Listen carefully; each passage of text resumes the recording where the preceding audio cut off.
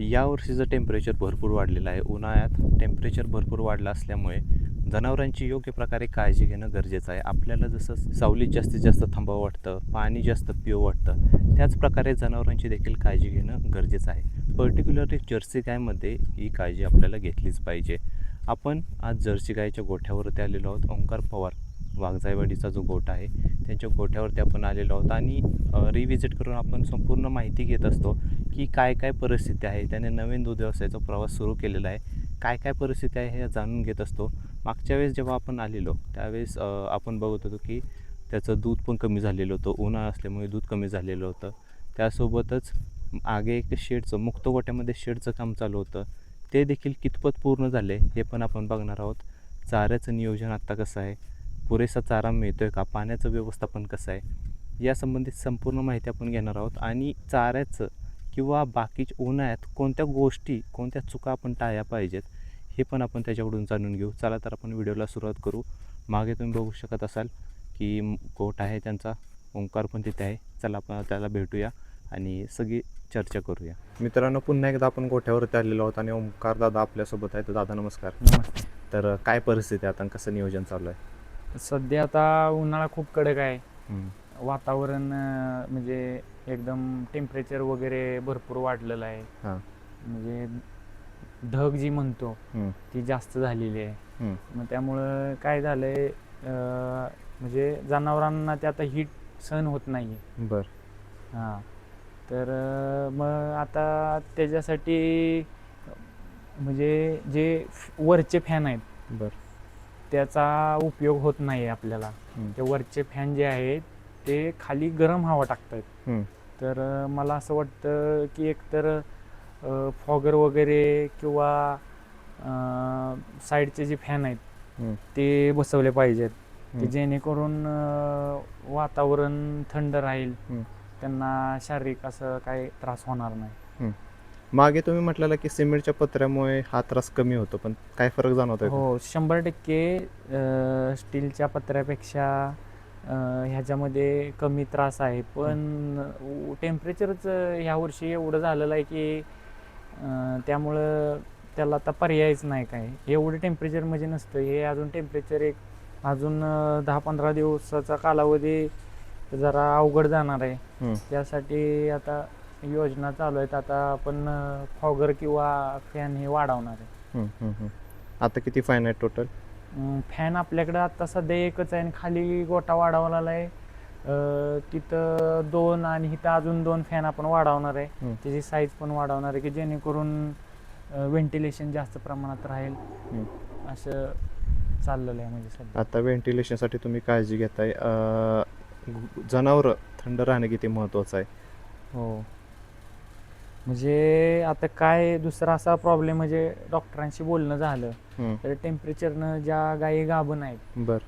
तर त्यांना काही त्रास होऊ नये किंवा त्यांना काही प्रॉब्लेम होऊ नये म्हणून ही काळजी घेते. नाहीतर ह्या जर्सी गायची इम्युनिटी एचएफपेक्षा चांगली आहे की एचएफ ही राहू शकत नाही अशा टेम्परेचरमध्ये. त्याला फॉगर ही कंटिन्यू चालूच पाहिजेत. पण ही गाय ह्या वातावरणात सूट होते त्यामुळं असं काही एवढा हे होत नाही. पण काही गायींना असं म्हणजे जास्त धग लागल्यामुळं त्रास होतोय.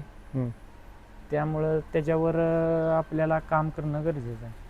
आता मला सांगा की काही जण, आपण तुम्ही बघतो की अशी सोय करताय व्हेंटिलेशन वगैरे चांगलं ठेवण्यासाठी, काही जण याची सोय करत नाहीत, नुसतं आपलं दूध व्यवसाय करायचे म्हणून करतात. त्यांना तुम्ही काय सांगाल?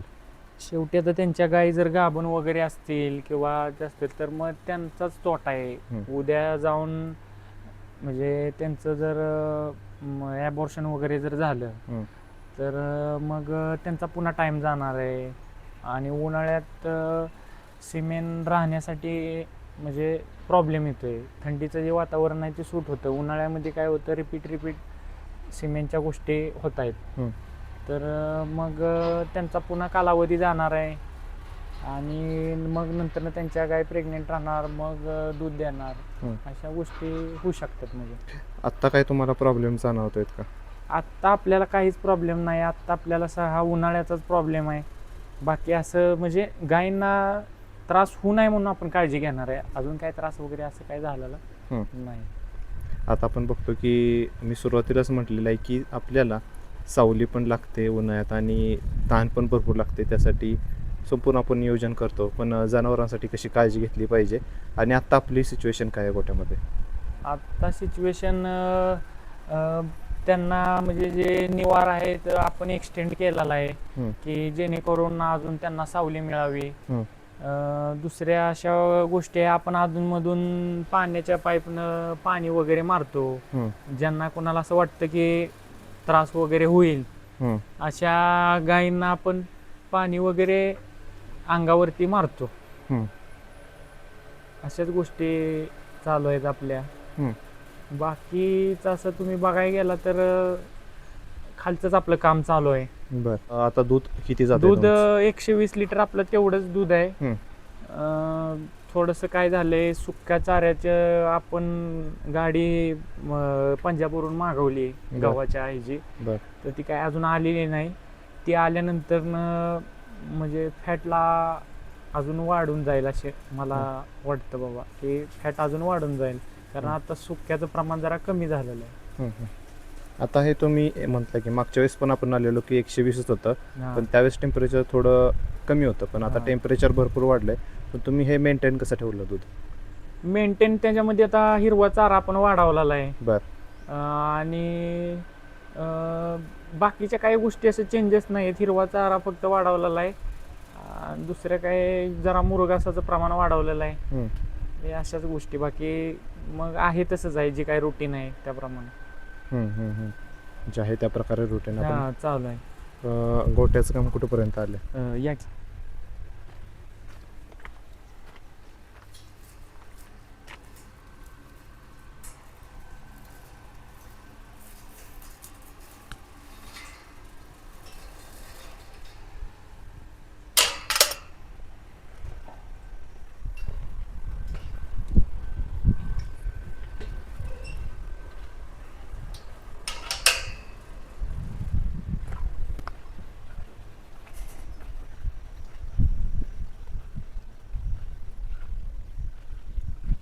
आता पाणी, उन्हाळ्यात पाणी किती वेळा जनावर पिलं पाहिजे असं तुम्हाला वाटतं आतापर्यंत आल्या तुमच्या अनुभवातून?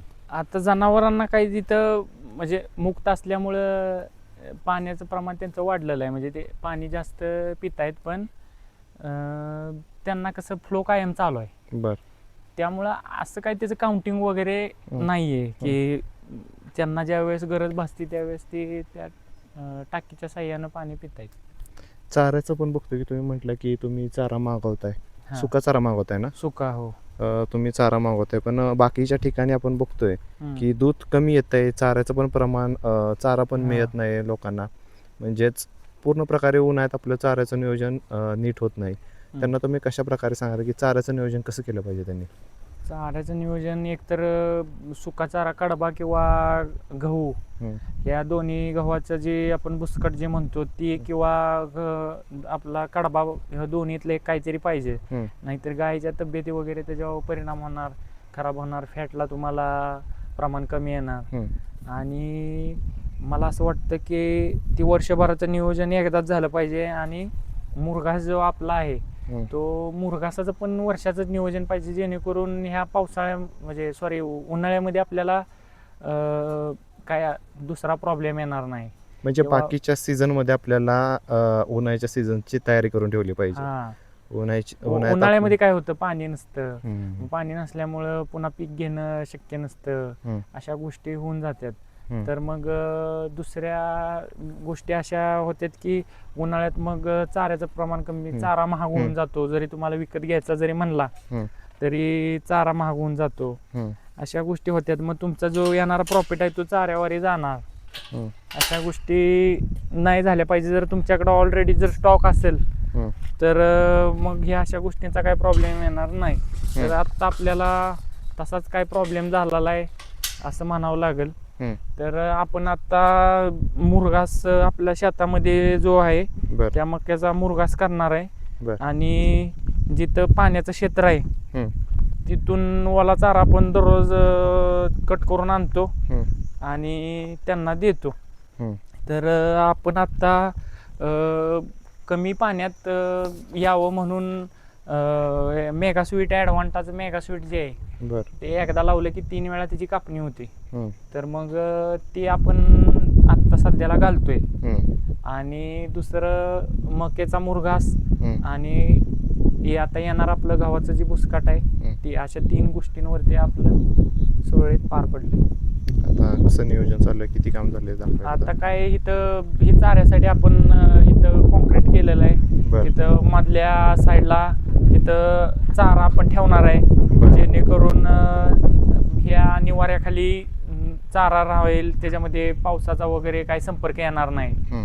आणि हा जो पोर्शन आहे हा पोर्शन राहणार आहे जी ही नवीन जी कालवड आहेत जी आता मोठी होत आहेत त्यांच्यासाठी हा पोर्शन राहणार आहे. आणि हा जो पोर्शन आहे हा पलीकडचा तो खालची जागा मोकळी आणि हा पोर्शन असा ज्या गाभण गाय राहणार आहेत त्यांच्यासाठी आपण हा जास्त पोर्शन ठेवलेला आहे. ज्यावेळेस त्यांना उन्हात बसायचे त्यावेळेस उन्हात बसू शकतील, ज्यांना सावलीत बसायचे त्यावेळेस असं दोन्ही पद्धतीनं आपण इथं केलेलं आहे. आणि हा मधला पॅसेज आहे हा म्हणजे इथल्या इथं चारा त्यांना इथल्या इथं देता येईल अशा पद्धतीने इथं आपण हे नियोजन केलेलं आहे. आता उन्हाळ्यात मला सांगा की जास्त उशीर गाय जर उन्हात राहिली तर कोणता त्रास होतो आपल्याला, जर्सी गाय पर्टिक्युलरली? आता शेवटी आता टेम्परेचरच एवढं आहे की माणसाला त्याचा त्रास होतोय, जनावराला शेवटी जास्त राहणार.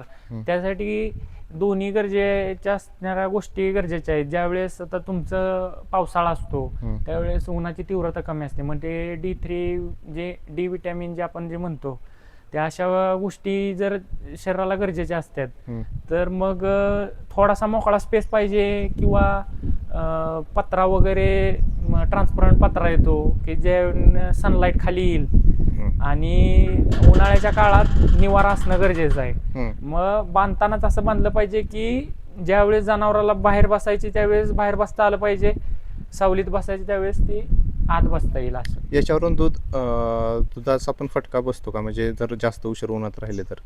100% बसणारच, कारण शेवटी टेम्परेचरमुळं म्हणजे त्यांना आजार वाढणार किंवा स्ट्रोक जे आपण म्हणतो, ज्या गोष्टी माणसाला होत आहेत त्याच गोष्टी होत आहेत. त्यामुळं काय दुधाला परिणाम पडतो की ज्यावेळेस धग वाढली जाते त्यावेळेस तुमचं दूध पण कमी येणार आहे, आजारी पडणार आहे, त्यांची हेल्थ खराब होणार आहे.